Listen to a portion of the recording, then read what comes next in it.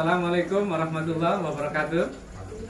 Salam jumpa sahabat teman Horis Station. Kita jumpa lagi.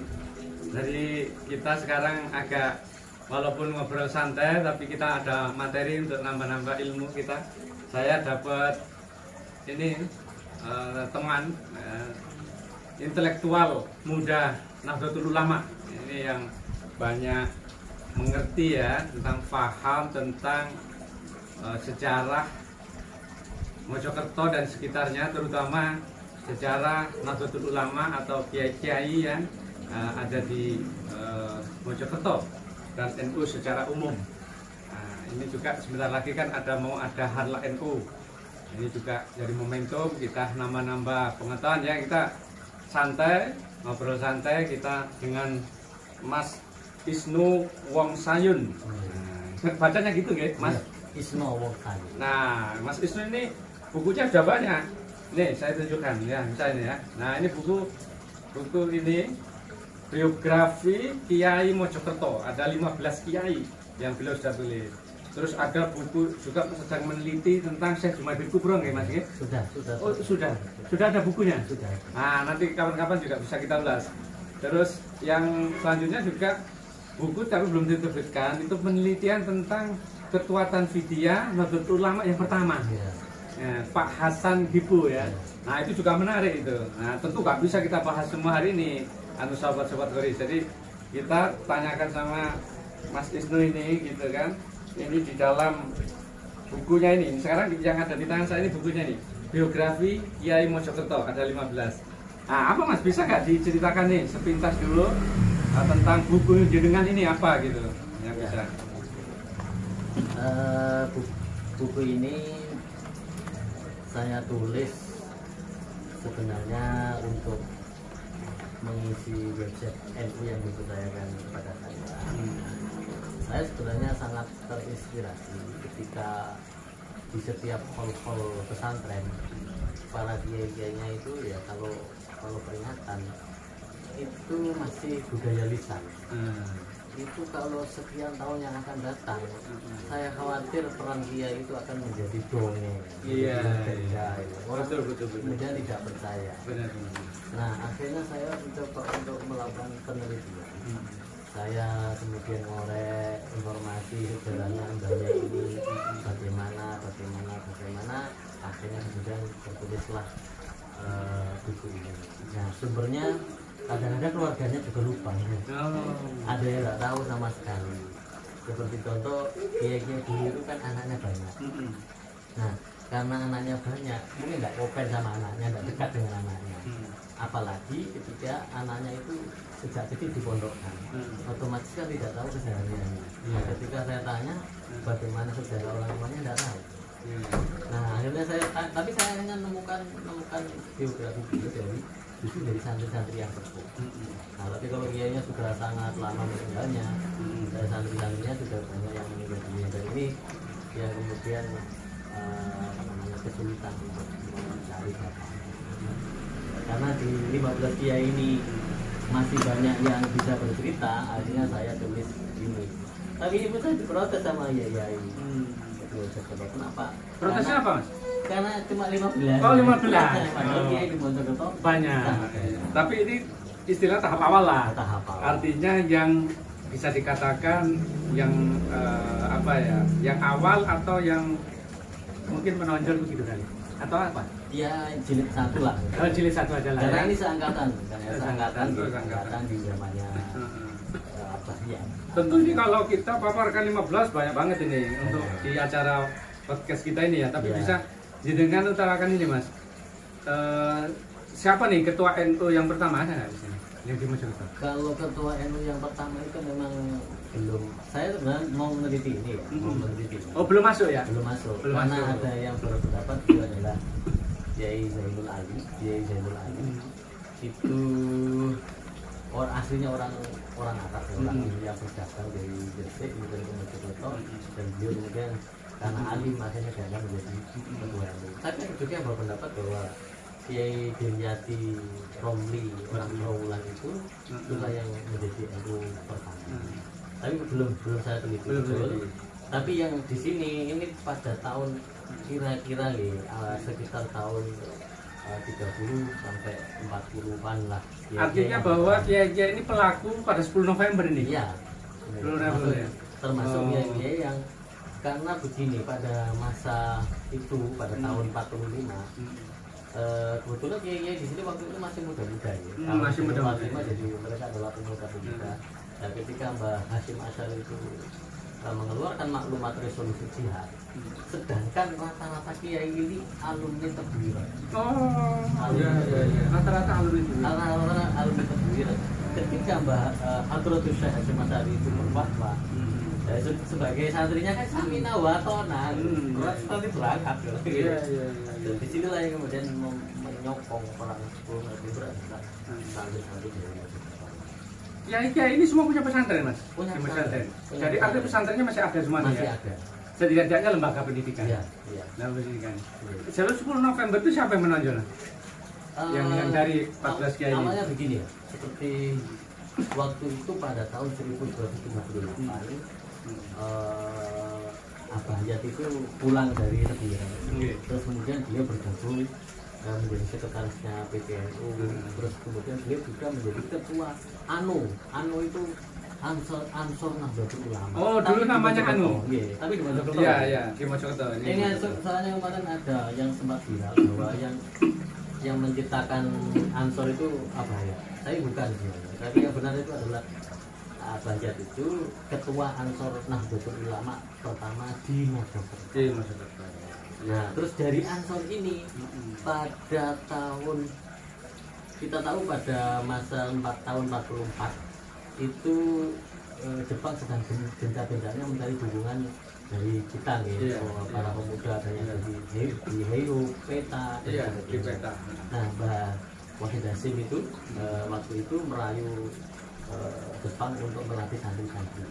Nah, santri-santri inilah Mbah Hasyim Asy'ari, Mbah Wahid Hasyim itu meminta kepada kalau di Mojokerto Ansor Nahdlatul Ulama ini mengirim putusan untuk dikirim ke Bekasi, ke Bogor ya, ke Cibarusa. Itu dilatih perang oleh Jepang sekitar 3 bulan. Dan pulang-pulang mereka lah kemudian menjadi Laskar Hizbullah. Iya, Laskar Hizbullah. Nah, Laskar Hizbullah itu kemudian melatih pemuda-pemuda, melatih kiai-kiai yang kemudian menjadi Laskar Sabilillah. Laskar Sabilillah. Ya. Kalau Hizbullah itu dulu masih Masyumi kalau nggak salah ya. Ya. Masih di Masyumi, masih sama gitu. Masih semua umat Islam lah ya. Nanti kalau di NU itu Sabilillah. Ya. Tapi saya tambahin sedikit, Mas. Mungkin tadi memang melobi lah ya, bukan meraih Jepang. Tetapi sebenarnya juga Jepang itu memang mendirikan Peta itu untuk menggalang kekuatan Republik, untuk membantu Jepang di perang dunia sebenarnya bukan sekutu ya. Artinya sebenarnya Jepang yang butuh. Bahkan Peta itu bisa dikatakan tidak akan jalan lah kalau tidak ditopang oleh dua ulama besar lah. Artinya Kiai Hasyim Asy'ari, Hadratus Syekh sama Kiai Ahmad Dahlan ya, Muhammadiyah, nanti Sudirman itu Dahlan, Kiai Dahlan ya gitu. Muhammadiyah gitu. Artinya dua topangan organisasi besar inilah yang Peta ini bisa jalan. Tanpa ini nggak akan jalan gitu. Nah, kembali ke 10 November, kiai-kiai kita yang dari 15 ini yang jenengan tulis, ini apa aja perannya waktu itu yang bisa jenengan yang pertama begini, mereka yang kemudian mengkoordinasi pemuda-pemuda dan santri-santri yang ada di Mojokerto itu untuk berangkat ke 10 November ke Surabaya. Nah, bahkan kan begini ya, di pasukan kita itu ada 3. Ada Hizbullah itu dihuni oleh orang pemuda-pemuda yang masih muda. Kalau yang Sabilillah itu dia berangkat cuma orang-orang sepuh, orang yang tidak punya senjata. Paling ya senjata peluru atau apa, tapi bukan tembak gitu. Iya, yang muda-muda bukan senjata mesin. Nah, itu Hizbullah. Yang peluru gitu lah. Hizbullah. Jadi kalau yang tua itu Sabilillah. Spiritual itu ya. Ada lagi yang ketiga ini, Kiai Sakti. Nah, Kiai Sakti inilah yang kemudian yang bagian nyuwuk. Iya. Nah, kalau yang secara nasional itu Kiai Abbas Buntet itu. Nah, yang nyuwuk perangnya supaya kebal. Iya. Nah, terus kemudian ketika Surabaya itu dikuasai oleh tentara sekutu waktu itu maka Mojokerto menjadi tempat fungsinya, dan para pemuda-pemuda, para kiai itu memberi tempat-tempat ya, tempat-tempat yang ada di Mojokerto untuk digunakan mengungsi, termasuk juga apa namanya kantornya tentara Republik Indonesia, kepolisian, pejuang-pejuang laskar-laskar itu rata-rata itu tinggalnya di Mojokerto. Oh, markasnya gitu ya? Markasnya itu. Oh iya. Ketika Sekutu masuk ke Surabaya, ya, maka markas-markas Republik itu menjadi di Mojokerto. Ya. Gitu. Nah, itu momentum ini mungkin ada kaitannya dengan itu ya, gerak jalan tiap tahun itu. Iya. Mojokerto Surabaya itu kan ada itu, iya, gerak jalan itu ya kan? Itu jadi orang Surabaya itu ketika Surabaya dikuasai seperti itu ya, terus mereka kan mengungsi ke Mojokerto. Sekian bulan kemudian karena sudah posisi aman tidak perang lagi, mereka itu dari Mojokerto kembali lagi ke Surabaya. Nah, kembali ke Surabaya ini, jalan dari Mojokerto ke Surabaya ini yang diperingati Napatilas. Iya. Mojokerto Surabaya. Jadi artinya memang Mojokerto ini secara modern ini terkait erat lah dengan Surabaya ya, 10 November. Kalau kita tarik ke belakang, dulu ya Surabaya juga terkait dengan Mojokerto karena pendirian Majapahit dulu kan, itu mukul pasukan Tartar itu kan. Kalau nggak salah berdirinya Mojokerto itu diambil dari kesepakatan ketika ada perjanjian ya sebelum menyerang ke Kediri antara pasukan Raden Wijaya dengan pasukan Tartar, itu dijadikan lahir Mojokerto. Tapi kalau lahirnya Surabaya itu dari dipukul mundurnya pasukan Tartar. Ya, pasukan Tartar dipukul mundur oleh Wijaya, lari. Nah, disitulah diperingati sebagai hari kelahiran Surabaya. Salah gitu saya pernah baca.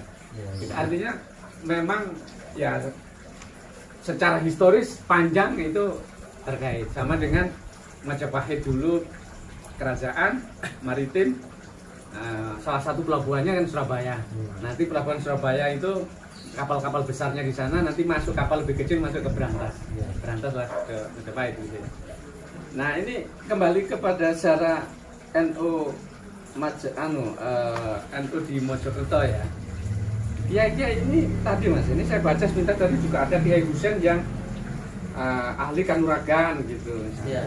Sampai hari ini kalau nggak salah juga Kiai Husein ini kan juga terkenal ya, yang menggembleng anak-anak Panser gitu. Nah, coba itu. Ini beda antara Kiai Husein Ihsan sama Kiai Husein Ilyas. Oh iya. Beda ya. Oke. Beda. Oh beda. Ini beda figur ya, beda orang gitu. Nah, tapi Kiai Husein yang ini juga akan kanuragan ini. Iya. Jadi banyak juga Kiai Mojokerto itu unik-unik. Jadi ada yang spesialis dongeng ya. Jadi ahli kanuragan, juga ada yang militer, ada juga yang apa namanya ahli politik juga ada.